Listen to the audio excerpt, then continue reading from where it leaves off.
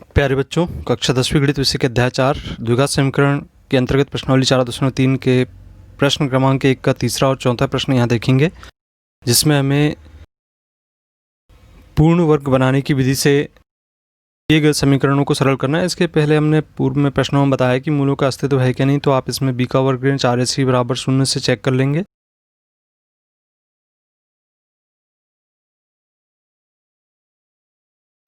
ज्ञात द्विघाती समीकरण में जो x की घात 2 का गुणांक है उसका हम भाग देंगे, तो 4 यहाँ पे गुणांक के रूप में x की घात 2 का, तो भाग देने पर समीकरण इस प्रकार से होगा x की घात 2 धन कर्णी 3x धन 3/4 बराबर 0।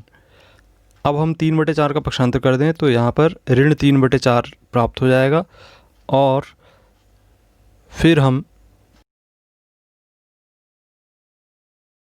x का गुणांक को आधा करके उसका वर्ग करके दोनों पक्षों में जोड़ेंगे।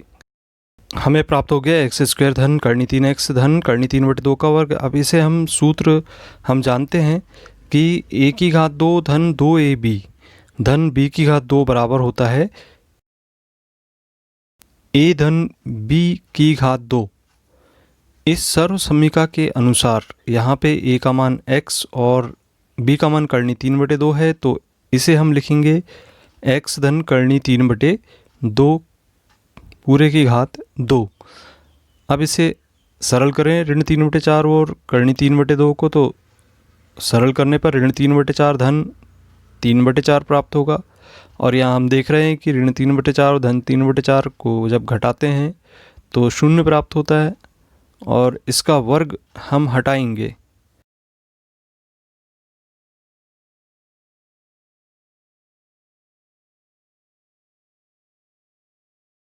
वर्ग घटाने पर हमें x धन कर्णी 3/2 बराबर 0 प्राप्त होगा।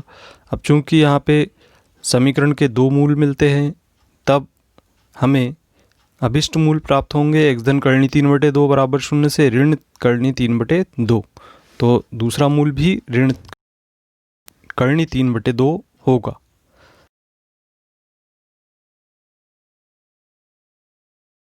चौथा प्रश्न हम देखते हैं, 2x की घात 2 धन x धन 4 बराबर 0 है, तो इस समीकरण में 2 का भाग देने पर समीकरण इस प्रकार से प्राप्त होगा 2x² 2 धन x/2 धन 4/2 बराबर 0।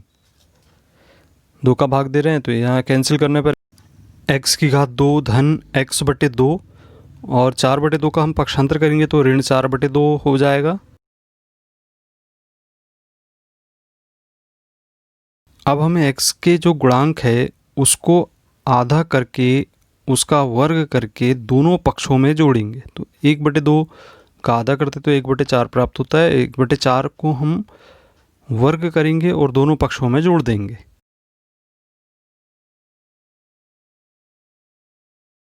तब हमें समीकरण प्राप्त होगा x² धन x/2 धन 1/4 की घात 2 बराबर ऋण 4/2 धन 1/4 की घात 2। अब हम सूत्र a का वर्ग धन 2ab धन b के वर्ग से इस प्रकार से a धन b का वर्ग लिख सकते हैं। तो यहाँ पर a के स्थान पर x तथा b के स्थान पर 1/4 लिखेंगे, तो x धन 1/4 की घात 2 प्राप्त होगा। ऋण 4/2 धन यहाँ 1/16 प्राप्त होगा। लघुत्तम लेकर सरल करेंगे तो x धन 1/4 की घात 2 बराबर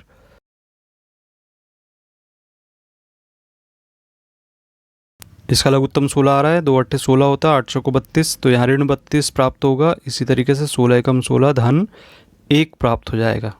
इस प्रकार यहाँ हमें ऋण 31/16 प्राप्त होगा, जो कि एक वास्तविक संख्या नहीं है और 0 से छोटी है, तो और ऋणात्मक प्राप्त हो रही है। इसका अर्थ ये है कि दिए गए द्विघात समीकरण का कोई भी वास्तविक मूल नहीं होगा। तो इस प्रकार से इस प्रश्न को हम सरल कर लेंगे।